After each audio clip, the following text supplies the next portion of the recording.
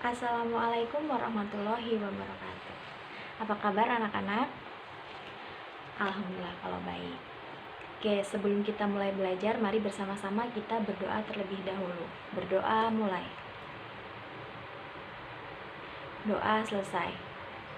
Nah, sebelum kita mulai belajar, Ibu absen dulu ya. Baiklah, hari ini kita akan belajar tentang impuls dan momentum. Sebelum kita masuk ke materi, coba Ibu mau tanya dulu nih. Kira-kira ada yang tahu nggak apa tujuan dari kita mempelajari impuls dan momentum ini?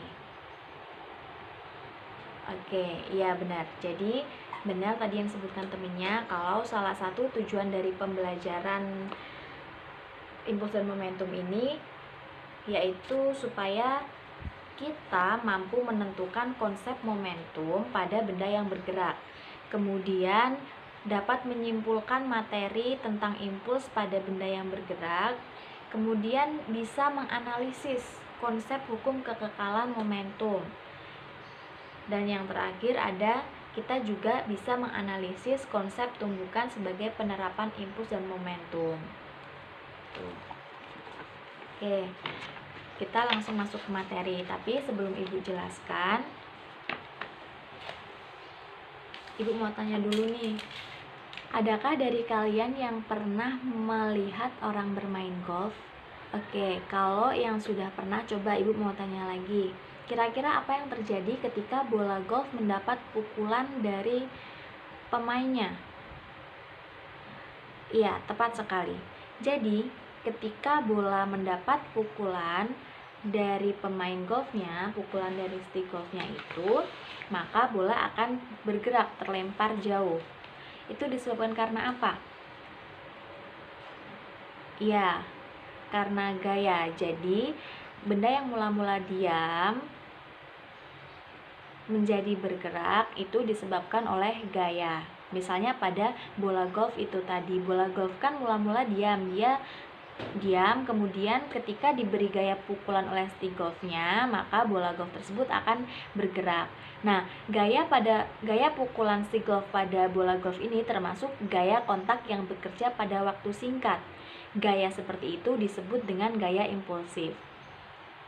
Artinya, bola yang mula-mula diam ketika mendapat gaya yang bekerja dalam waktu yang sangat singkat oleh stick golf itu tadi, itu disebut dengan gaya impulsif.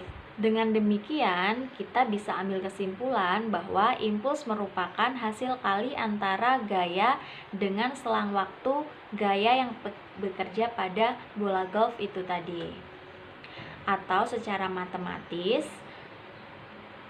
impuls dapat dituliskan sebagai I sama dengan F kali delta T.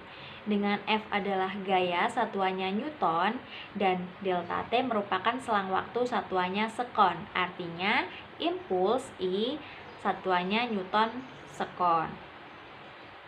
Oke, sampai sini ada yang mau ditanyakan?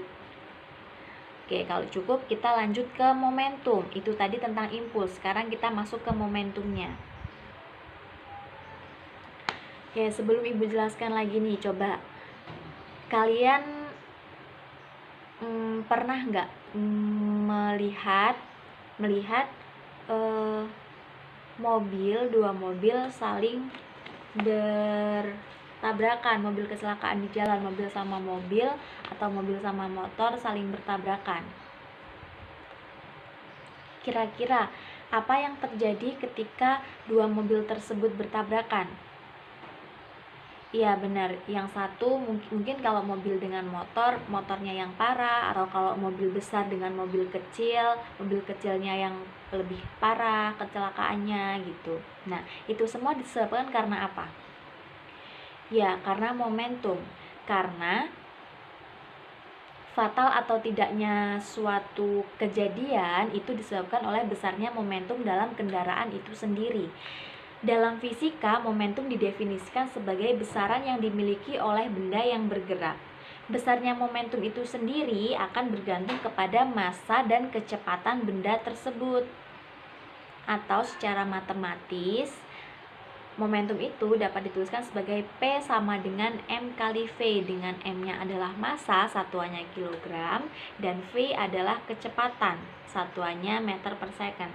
Artinya momentum dengan lambang P, satuannya kilogram meter per second. Momentum juga dapat didefinisikan sebagai ukuran kesukaran untuk menghentikan suatu benda. Nah, dalam ilmu fisikanya itu tadi, momentum didefinisikan sebagai besaran yang dimiliki oleh benda yang bergerak. Nah, dari rumus momentum tadi, yaitu P sama dengan M kali V, kita dapat menyimpulkan bahwa momentum itu sebanding dengan kecepatan. Jadi, arah momentum sama dengan arah kecepatannya. Maka jika semakin besar kecepatannya, maka momentumnya juga akan semakin besar. Sekarang kita masuk ke hubungan antara impuls dan momentum. Nah, secara matematis hubungan antara impuls dan momentum dapat dituliskan sebagai I sama dengan